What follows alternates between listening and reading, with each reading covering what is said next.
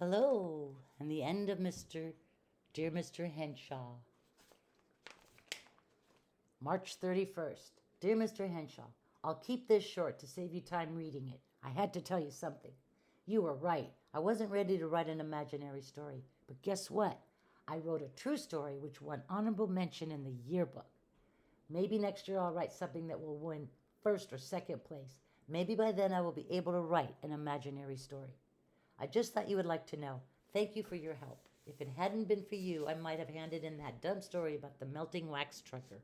Your friend, the author, Lee Botts. P.S. I still write in the diary you started me on. Sorry. Yeah. From the diary of Lee Botts.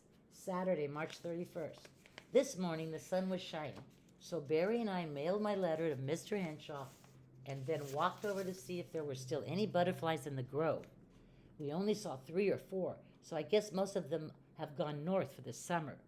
Then we walked down to the little park at Lover's Point and sat on a rock watching sailboats on the bay for a while. When clouds began to blow in, we walked back to my house. A tractor without a trailer attached was parked in front.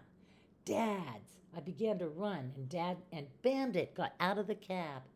So long, I gotta go, yelled Barry, who has heard a lot about Dad and Bandit and who understands about parents and divorce. Dad and I just stood there looking at one another until I said, "Hi, Dad. Seen any shoes on the highway lately?" "Lots of 'em," Dad grinned, half a grin, not like his old self. "Boots, sneakers, all kinds." Bandit came over to me, wagging his tail and looking happy. He was wearing a new red bandana around his neck. "How you doing, kid?" asked Dad. "I brought your dog back." "Gee, thanks," I said, hugging Bandit. Dad's stomach hung over his belt.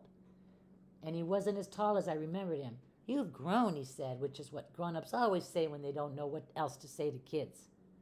Did Dad expect me to stop growing just because he hadn't been around? "How did you find Bandit?" I asked.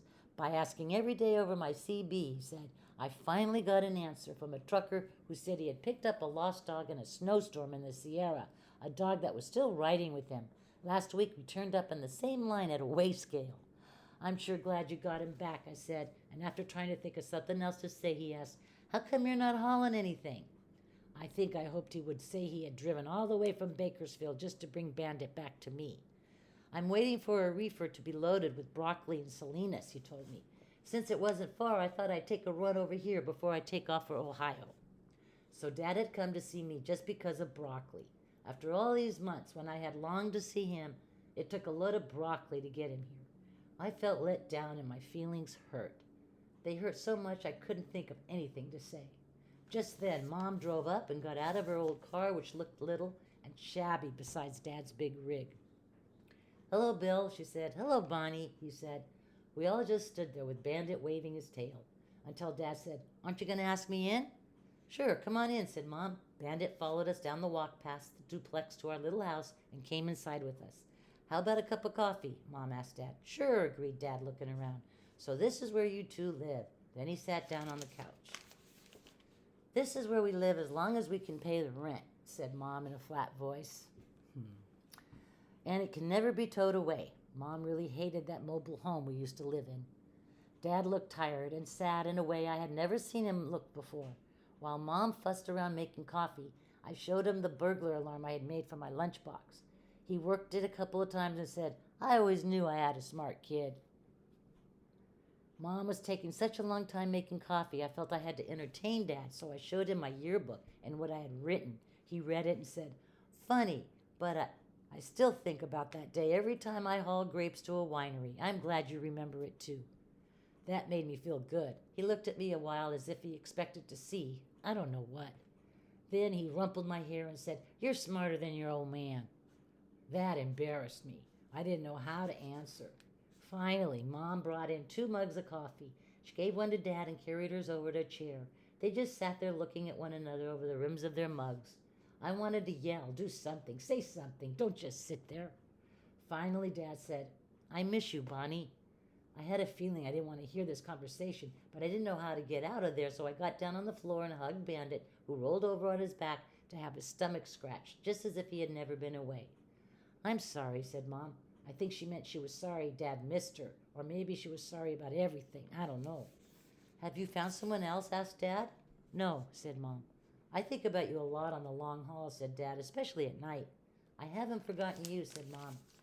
Bonnie, is there any chance? Dad begun. No, said Mom in a sad, soft voice. There isn't a chance. Why not? Asked Dad. Too many lonely days and nights not knowing where you were. Too much waiting for phone calls you forgot to make because you were whooping it up at some truck stop, said Mom. Too many boring Saturday nights in some noisy tavern. Too many broken promises. Things like that. Well, said Dad and set his mug down. That's what I came to find out, so I might as well be going. He hadn't even finished his coffee. He stood up, and so did I. Then he gave me a big hug. And for a minute I wanted to hang on to him and never let him go. So long, son, he said. I'll try to get over to see you more often. Sure, Dad, I said. I had learned by now that I couldn't count on anything he said. Mom came to the door. Suddenly Dad hugged her, and to my surprise, she hugged him back. Then he turned and ran down the steps. When he reached his rig, he called back, Take good care of Bandit. I thought of Dad hauling a 40-foot refrigerated trailer full of broccoli over the Sierra and the Rockies and across the plains and all those places in my book of road maps until he got to Ohio. Personally, I would be happy to see all the broccoli in California trucked to Ohio because it's not my favorite vegetable. But I didn't like to think of Dad alone on that long haul driving all day and most of the night, except when he snatched a few hours' sleep in his bunk and thinking of Mom. Dad, wait, I yelled and ran out to him. Dad, you keep Bandit. You need him more than I do. Dad hesitated until I said, Please take him. I don't have any way to amuse him. Dad smiled at that and whistled, and Bandit jumped into the cab as if that was what he really wanted to do all along. So long, Lee, Dad said and started the motor. Then he leaned out and said, You're a good kid, Lee. I'm proud of you, and I'll try not to let you down. Then, as he drove off, he yelled, See you around, and sounded more the way I had remembered him. When I went inside, Mom was sipping her coffee and sort of staring into space. I went into my room, shut the door, and sat listening to the gas station go ping, ping, ping, ping. Maybe it was broccoli that brought Dad to Salinas, but he had come the rest of the way because he really wanted to see us. He had really missed us. I felt sad and a whole lot better at the same time. The end. Wow. Thank you, boys and girls. Have a great day. Bye.